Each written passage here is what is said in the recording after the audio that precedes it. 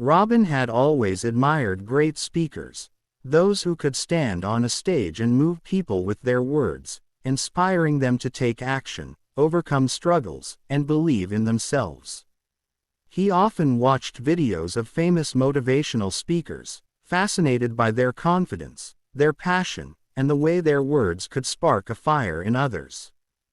Deep inside, Robin dreamed of doing the same. He wanted to stand before a crowd and inspire them, to share wisdom and encourage others to chase their dreams. But every time he imagined stepping onto a stage, fear clutched at his heart. "I'm not great at speaking.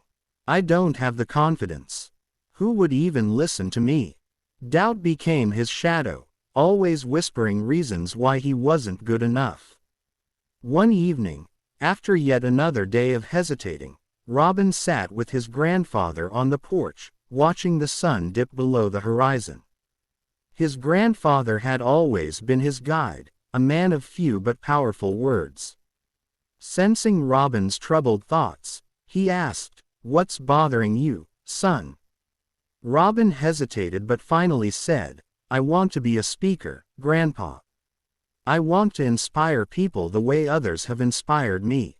But I don't think I'm good enough." His grandfather studied him for a moment, then stood up and walked into the house. A few minutes later, he returned with an old, worn-out notebook. He handed it to Robin. "This belonged to me when I was your age," he said.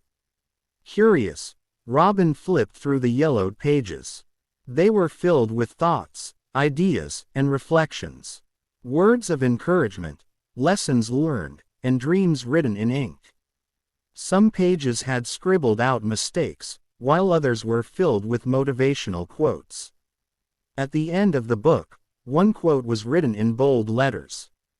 "You don't have to be great to start, but you have to start to be great." Robin read the words over and over. His grandfather spoke again, his voice gentle but firm. "Do you think the greatest speakers were born great? No, they started just like you, with doubts, fears, and inexperience. The only difference is, they took the first step." That night, Robin couldn't sleep. The words kept replaying in his mind. Had he been waiting for greatness before even starting? Was he letting fear keep him from something he truly wanted?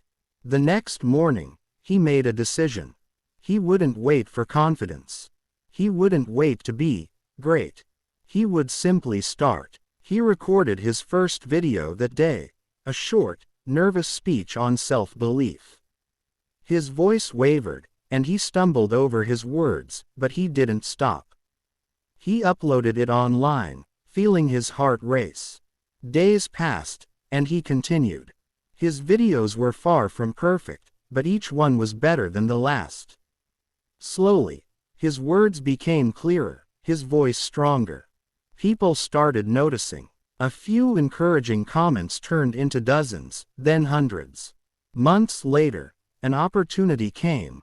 A local event was looking for young speakers. The thought of standing in front of a real audience terrified him, but he remembered his grandfather's words. The day of the event arrived. As Robin stood backstage, his hands trembled. He could hear the murmurs of the audience, feel the weight of their expectations. Fear threatened to consume him, but then, he took a deep breath and stepped forward. As he spoke, he saw heads nodding, eyes focused, people listening. He realized something powerful. He had been waiting to be great before starting, but in reality, starting was the only way to become great. And at that moment, Robin knew, he had taken his first step. And that was all he ever needed.